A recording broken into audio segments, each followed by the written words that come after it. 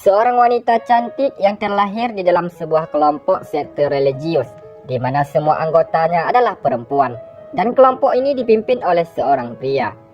Di mana nantinya di tengah-tengah film, si wanita ini kepercayaannya terhadap pria itu mulai perlahan-lahan luntur, karena si pria itu mulai membuat peraturan barunya yang aneh-aneh.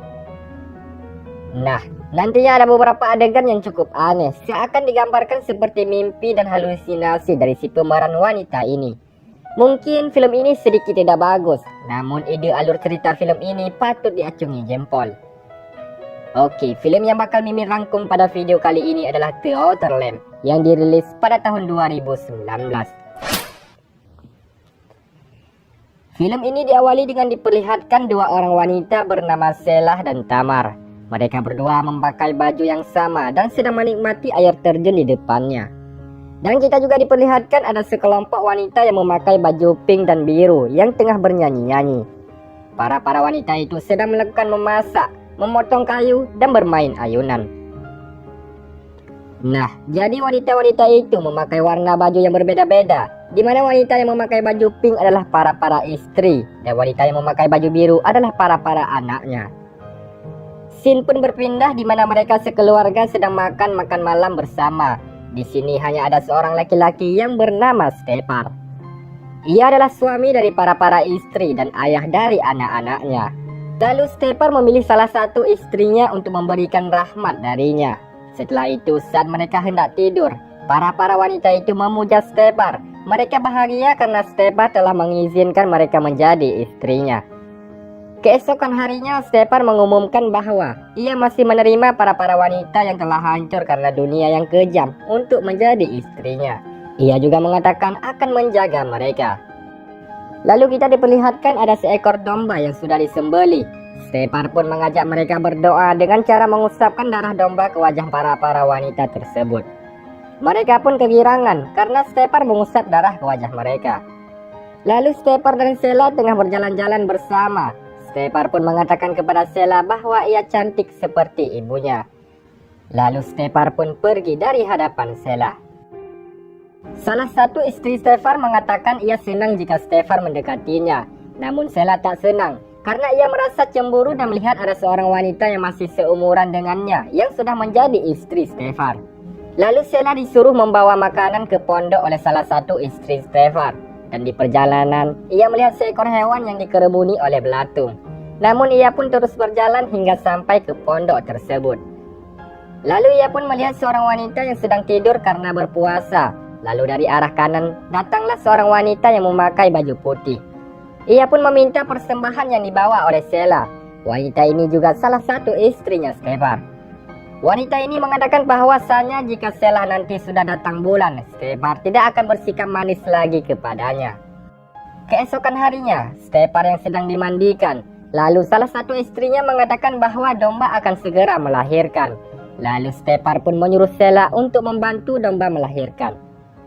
Di scene berikutnya, Sheila ketiduran saat ia memperhatikan domba-domba.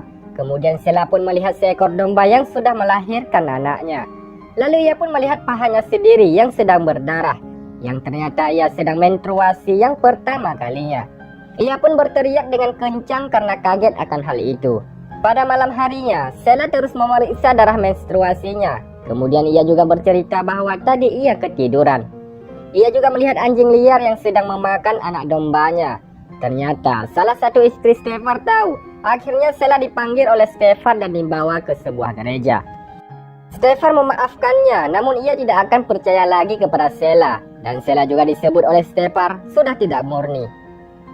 Saat Sheila sedang tidur dengan saudarinya, ia terbangun. Lalu ia melihat keluar jendela, yang ternyata Stepar sedang berbicara dengan polisi. Keesokan harinya, saat kembali di perkumpulan, Stepar mengatakan semuanya harus pergi, kalau tidak semua para wanita yang ada di sini akan dijauhkan oleh orang luar. Lalu Stepar dan para wanita itu akan melakukan perjalanan jauh untuk mencari rumah baru mereka. Sebelum pergi, mereka menyanyikan lagu kebanggaan mereka, dan saat di perjalanan, mereka dipimpin oleh Stepar. Saat malam tiba, Stepar dan para wanita itu mendirikan tenda dan makan malam bersama.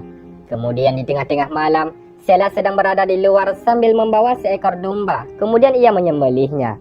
terlihat Sheila berdiri seorang dengan darah menstruasinya yang sudah melebar kemana-mana. Keesokan harinya, mereka kembali melanjutkan perjalanannya.